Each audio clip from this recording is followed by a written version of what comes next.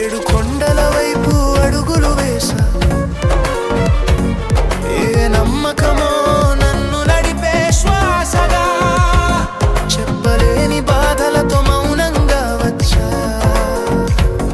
నీ ముందే నిలబడి నిన్నే అడిగా. ఏమి కోరాలో తెలియదు స్వామి, ఏది నిజమో అర్థం కాలేదు స్వామి. చేతులు జోడించి నిలబడ్డ వేళ, నా కన్నీళ్ళే నా మాటలయ్యే వేళ. గోవింద గోవింద, నీ చూపే నా ఆశల దారి, వెంకటేశ శ్రీనివాస నా